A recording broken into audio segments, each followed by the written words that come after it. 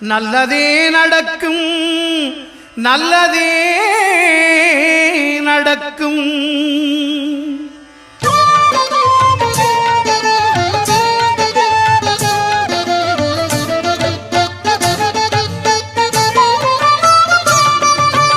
ஒன்பது கோளும் ஒன்றாய் காண